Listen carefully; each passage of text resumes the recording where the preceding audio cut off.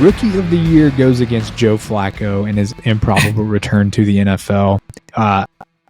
Like two very contrasting dynamics at the quarterback position on both sides of the ball. We got a very explosive, dynamic rookie in CJ Stroud, and we have Joe Flacco who's coming in and smooth, as cool as ever, laid back guy who's managing this offense like he's been in it for 20 years. So this game is awesome in its own right, and the fact that these two teams couldn't get any more different from each other as it stands.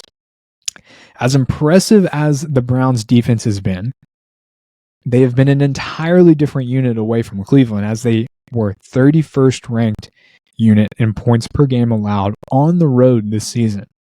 Their 29.5 points per game allowed on the road is more than double what they surrendered on average at home this season. So, with the Browns going to the Texans, we can see that their defense performs a lot drastically different than they do when they're at home.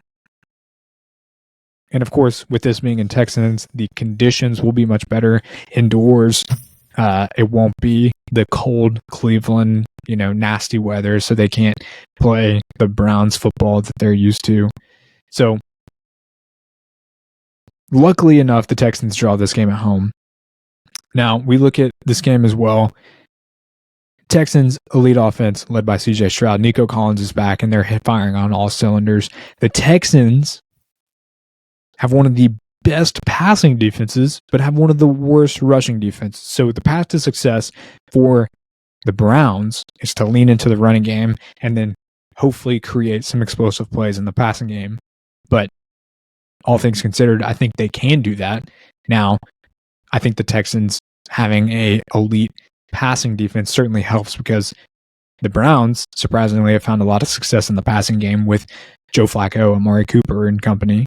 So that certainly bodes well for the Texans, but it doesn't bode well that the Browns have a really, really solid rushing unit as well. Brendan, Browns are 2.5-point road favorites coming into Houston. The point total sitting at 44. What do you feel about this game? Who do you think is going to win? What's going on in your head here? So interesting enough, you talk about the Texans pass defense and where the Browns go. The last time they played was when Amari Cooper had 265 receiving yards. Yeah, that is crazy too. And their leading rusher had 25, and it was Jerome Ford, which is crazy. And that was in Houston also. But yeah, that was just an insane game. But this is so sad because I want both of them to win, and they're just not going to. That's not how it works. But because the Browns put 36 on the Texans 3 weeks ago, solely through Amari Cooper, and the Texans have been hot, they get hotter. Ooh, okay. They defend home field, and CJ Stroud ascends to play the Ravens next week, because actually maybe they wouldn't, because it's the lowest seeding. But either way,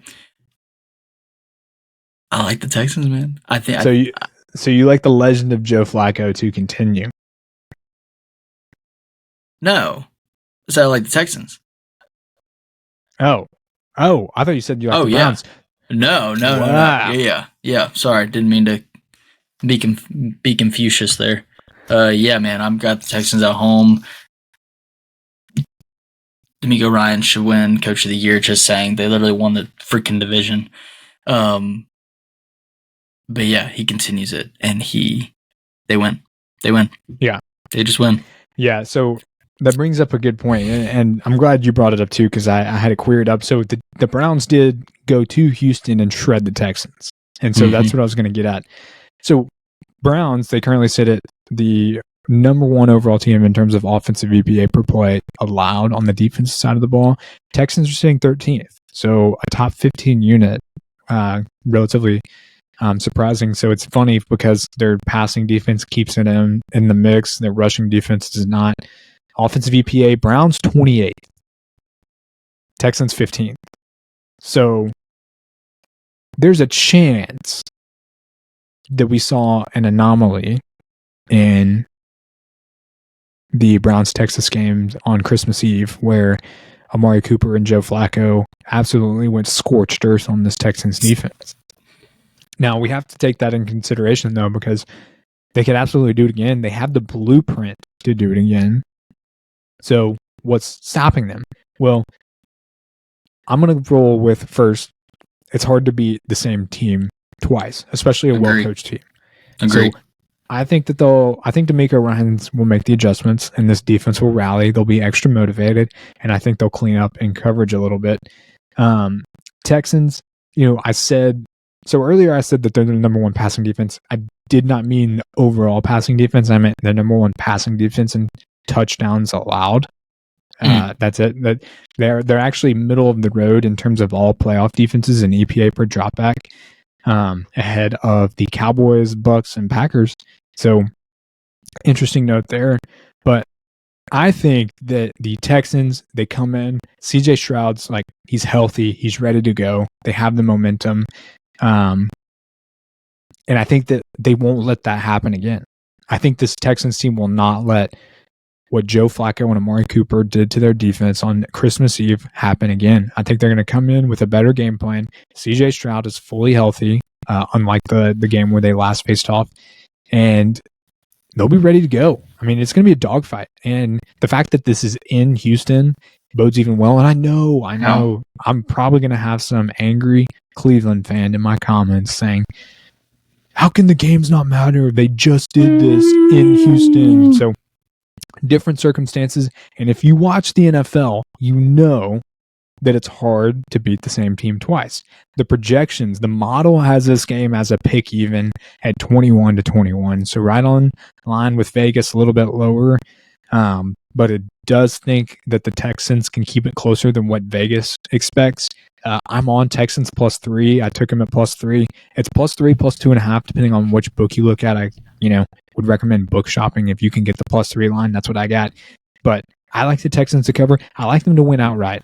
I'm full on CJ Stroud here. I think that he's going to come away victorious and continue his special rookie season.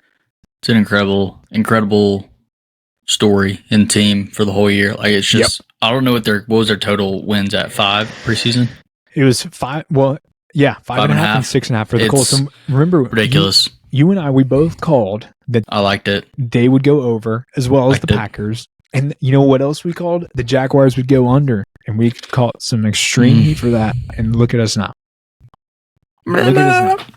Yeah. So the Colts and the Texans, they for one had the easiest schedule in the league, but with their rosters were not bad. They just had really bad quarterbacks last year. Correct. So CJ Stroud not being the teammate elevator that he is, goes in here and wins in a tight one. I mean, just think, like, if they still had Tank Dell. If they still had Tank Dell, and if I think Noah Brown got injured a little bit, if they had everybody healthy, like, they just got Will Anderson back. God. Defensive player of the year, or defensive rookie of the year. He's a dog. Offensive rookie of the year. Anyway, it's going to be a great game. Go Texans. Stingley, yeah. Texans here. But, and it's funny because whichever team wins, it's going to be special. Yep. You have a special story coming out of whichever team wins. And so, me not being a fan of either one of these teams, I'm a Falcons fan, sadly. We did fire Arthur Smith. Thank God. But yeah, I'll come out and I'll be happy with whatever the outcome as long as we get a good game. So